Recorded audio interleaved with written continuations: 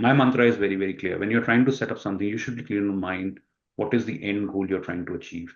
So what And was then, the end goal for Manila?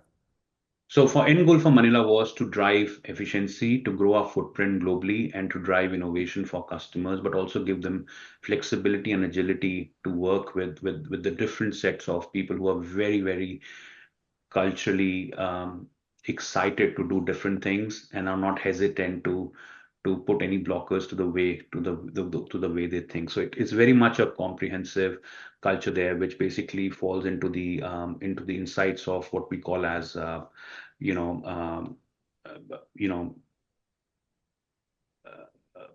I would say they are not polarized in the way they Hmm. think. So they are very Hmm. much quite innovative in the way they do things, and sometimes they are hierarchical because of the way they have been brought up. But I think we can't generalize that, of course.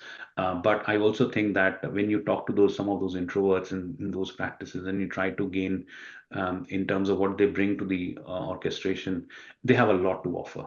Right. Hmm. Those because the focus is very much to grow the ecosystem, to grow their geography, to be proud of what they do, and also to look at their own country as a symbol of growth and stuff like that. So it's not just about the business and what they work in.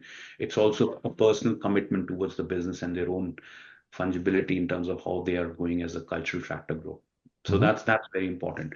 But one thing is that the other thing also is as a leader, you just take a step back. So one thing is what they are, but the thing is what you want to do. So what I wanted to do was I wanted to establish this as not as a profit center or somebody which is all about driving margins. It was about creating that fungibility of having that scale, ability to tap to a broader talent market as well, because we know that some of the markets are getting shrinked and some of the markets are getting too competitive in terms of rationalization of where you would hit the spot. Because if you look at some of the markets where probably I would say now I'll use the word outsourcing has been way too long.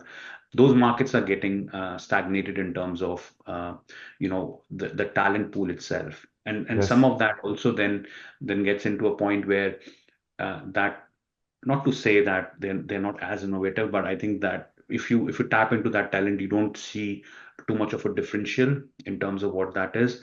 So that's where you need to go and probably partner with somebody who's already there in the market to kind of give you the right balance of the scorecard and basically help you to scale, because they may be doing things already for many, many years and giving the ability, right? So it could be a partner model there instead of building your own competency center as an Hmm. example.